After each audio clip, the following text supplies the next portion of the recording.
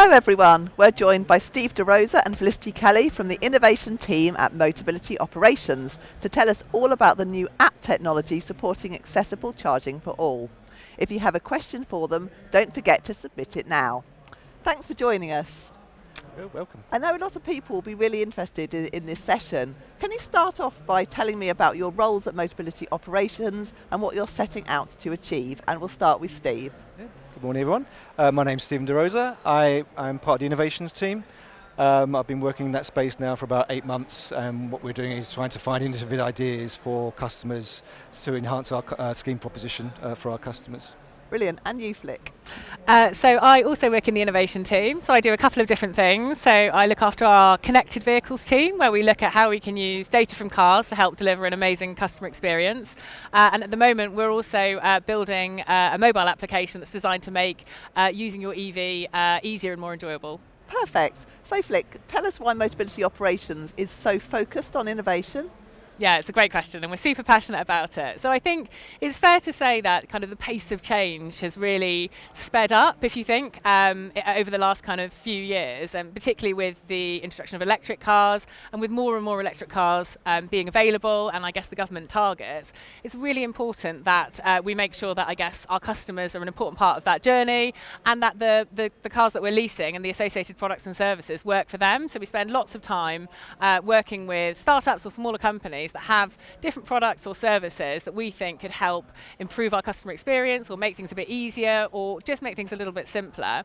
And we also spend a bit of time as well, I guess, thinking about what the future could look like. Maybe a bit less time, maybe a bit more time kind of thinking about the more imminent electric future. But yeah, I guess a view on kind of what we think is going to happen in the short and the long term so that we can be prepared and on the front foot. Yeah, wonderful. That all sounds super interesting. So Steve, what are some of the recent innovations or projects that the team has been involved with? Yeah, so we've been doing an awful lot of work, and the team is responsible for, as Flick was saying, really looking for new solutions, creative ideas, products and services that we can offer our customers, and that ranges from things like, for example, accessible parking, something I know it's dear to your heart as well. Absolutely, yeah. So we've been doing a lot of work in that space, so how can we find solutions that we can provide to our customers to make that experience about finding and paying for disabled parking far more seamless. So ranging from that to things like short-term subscriptions to wheelchair accessible vehicles. So as a customer's health needs change, accessibility requirements change, can we look to get them into short-term subscriptions for a shorter period of time? But I think it's fair to say, Flick, that the majority of the innovation is really focusing on the transition from internal combustion engines, so petrol diesels, to electric vehicles. Yeah. So we've been doing a lot of focus on that because ultimately at some point in the not too distant future, the entire fleet has to transition from diesel and petrol to electric vehicle. So actually Motability customers are really going to be some of the kind of first people that actually have to absolutely change. Absolutely. And we've already got 50,000 customers who are in an electric vehicle. And that doesn't even represent 8% of our entire fleet. So we've got a huge journey to go on for our customers. So a lot of the ideas that we've been doing to date is around home charging. It's about cross-pavement charging. So for example, if a customer doesn't have a driveway, but does have a parking bay outside their home, can we find solutions to run cables under the pavement? So we've done a lot of work around that. As well as really dealing with, I think, the biggest challenge for electric vehicle owners around public charging, so charging on the public infrastructure. So if you aren't able to charge from home, and we also know actually people who do charge from home have to charge on a public network at some point. Yeah. So we've been trying to find solutions, and I'll be talking a little bit about Motability GoCharge, which is a solution we've got, that really enables customers to use that public charging infrastructure with confidence that they'll be able to find somewhere that they can charge in real-time information, as well as pay for that as well. Yeah, I mean, we've been hearing from some of the talks earlier today about how challenging it still is to find not only a charger that works, but an accessible one. Especially and I around think, accessibility, because the fact that the charge point's there doesn't mean that a lot of our customers are able to use it seamlessly. So customers with the app and the card can use it to locate and pay for their charging on the go. Yeah. Is that correct? That's correct. So a little bit of history, what we know having spoken to our customers is that locating and paying for charging on the network was a challenge. They were having to download multiple apps, have multiple subscriptions. We're having to leave credit on these accounts as well, so tying up money, paying large pre-authorization fees. So it was just a really big challenge for them. So we've partnered with a company called Power. Right. And that is effectively has created a Motability GoCharge, which basically is that one-stop shop. So it's got around 50,000 charge points in there now from over 30 different charge point operators. So rather than the customer having to go and download all these different apps, they can come to ours. They can find those charge points in the app, real-time information as well, for the most part. So they can, if they find a charge point that they think they can use, and it shows that it's available, then they can travel to that charge point in the confidence that when they get there it should be free. But also importantly that then when they get there that they can pay for it. Just with the Motability GoCharge card as well. Yeah, it sounds great. How would a customer sign up to use that? Well, it's seamless. So if you lease an EV through the scheme, you will, if you have the ability to have a home charge point, you can ask for a home charge point. You also get a subscription to BP Pulse. So it doesn't matter what, if you take either of those, everybody will get the Motability GoCharge card unless they opt out. So through the application process, the dealer will ask the question, would you like the Motability GoCharge app? I'm hoping that most customers will because it's free, it's part of the worry-free proposition. And that card pack then is then sent out to the customer and they should receive that pack with all the instructions about how to download, register, activate the card, and how to use it. They should get that by the time they collect their EV from the dealer. Perfect. And can you tell us what the future holds for the Motability GoCharge? Exciting. So we're at the beginning, I think it's fair to say, almost like this is all new for us as well as an organisation. The short term, for GoCharge, Motability GoCharge specifically, we continue to negotiate with all the other charge point operators who haven't yet joined. So there are a few big ones that still need to convince to come into the app. So that's our short-term objective, is to drive up the amount of operators and charge points in the app to make that journey even more seamless for our customer.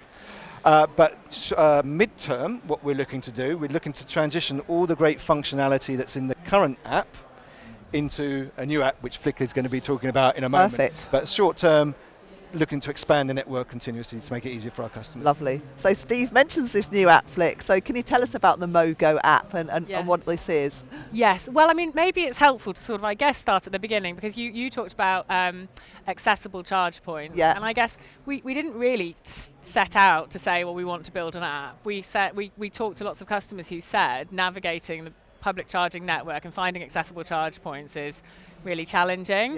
So we started with this idea that, well, would it be useful if we could get some of our customers to kind of leave a review of a charge point that they've used from an accessibility perspective, and then would another customer find that useful? So almost sort of like a kind of trip advisor for charge points, and that's what we started with, and that was the heart of the product. This helping to locate accessible charging, and really it just grew and developed as we identified other things that we thought would be a really great solution to sort of customer challenges, or just not just challenges, I guess, but just to make things a more enjoyable experience. So the idea is that it's this group of products and services which will grow and change, and we bring them all together and try and make the experience of leasing an EV sort of easier, simpler, and more rewarding. Oh, that sounds brilliant. And how will this help customers in their actual travels? Yeah, that's a great question. So, I mean, we've got the core bit of functionality around kind of finding a charger. You can find a charger based on kind of speed. We know lots of people have a preferred charge point operator or ones that they know they like to use. You can also see which ones are available on the GoCharge network. You can leave an accessibility review. In the future, you should be able to potentially say, well, I only want to see charge points that customers have said they find accessible.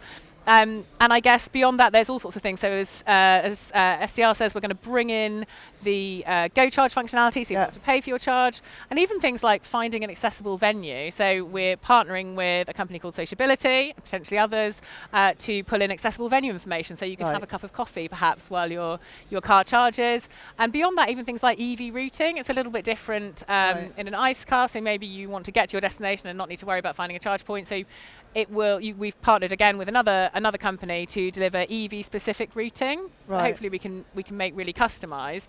And then beyond that, accessible parking, which is actually I think one of my favorite features, because parking's really complex, and even accessible parking is incredibly complex. There's quite often sort of different times and regulations and rules and all sorts of things. So again, we're going to pull that in and try and make finding accessible parking a nicer experience. And longer term, we'd like to partner with our breakdown provider and people like that, so you could maybe do things like report a breakdown through the app. Yeah. And that's very much kind of what we've got today and what we're building today. But it will grow and change, and customer feedback's so important. We talk to customers every single week. We've got a big group of customers testing it. So hopefully we'll find lots more ways to kind of enhance the experience. And what would you say the kind of main benefits are then for scheme customers? I would say it's a kind of hopefully like a seamless customer experience of all of the things that make using your EV, planning a journey, finding the right charger, paying for it, interacting with MO, just a much simpler and easier and faster experience. Yeah. And when can customers expect to be using this? The $1 million question. I mean, it's in beta at the moment, so I think we've got about 500 customers using it. I mean, cards on the table. There's still some bits we need to build. Yeah. But ultimately, if we continue to get kind of the feedback that we're getting from customers that it works really well, I mean, I'd like to push it out into the App Store to make it more widely available as soon as possible. It's a lot more complex, I thought, perhaps building an app. So it probably won't be, in the next kind of 3 months. But we are absolutely working on getting it into the hands of as many people as possible. Wow. I guess as soon as possible. Yeah. Perfect. So thanks so much for joining us today, Stephen Flick. Thanks, that Helen. all sounds really interesting. Can you tell us where everyone can go and find out about the GoCharge app? Yes, certainly. So if you go to motability.co.uk /GoCharge, there's a page there that talks about GoCharge, all the features in the app, how to apply for it, and indeed there are some existing EV owners out there, so if you haven't asked for yet got your GoCharge card, go to that page and you can fill in a form and we'll send out the pack as well. All right, lovely. I've actually got some questions that have come in from the viewers, so I'm just going to run through a few of those. Yeah.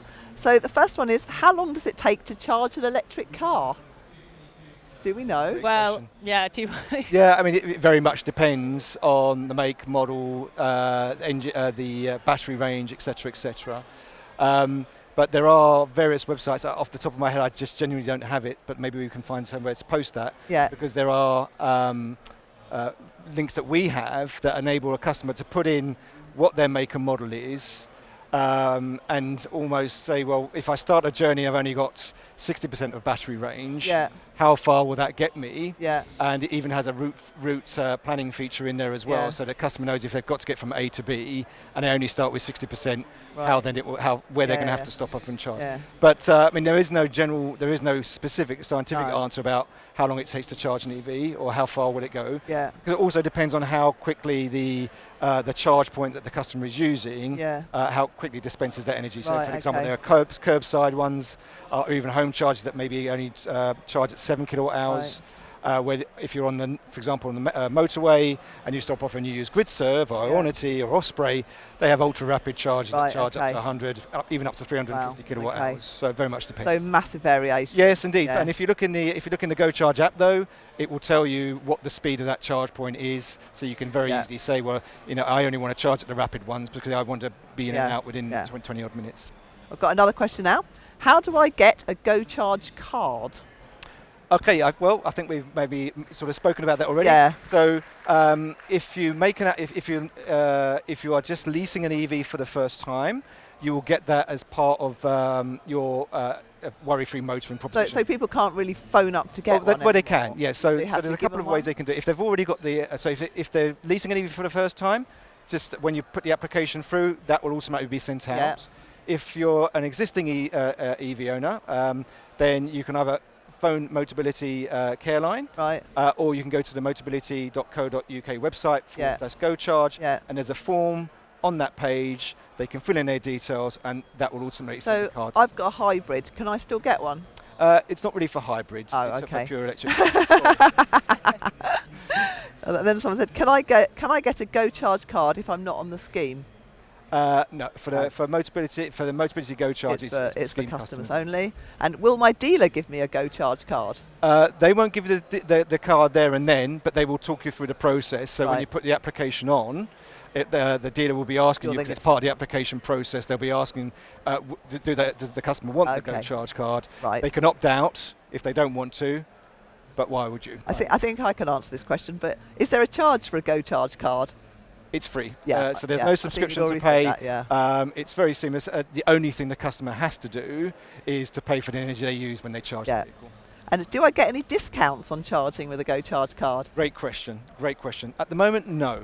Oh, not such a great one then. so we're working hard with the operators. So at the moment, there's no premium for having a service. Right. But effectively, if the customer uses the GoCharge card, they're charged a tariff that they would have been charged had they used the dealer's app, for example, or used their credit card or debit card. Okay. However, we can't promise anything, but we're negotiating with a lot of CPOs to say that, can we negotiate based on the volumes we're driving to those CPOs to get some discounts? But at the moment, no, unfortunately. Okay. And what suppliers does the GoCharge work with?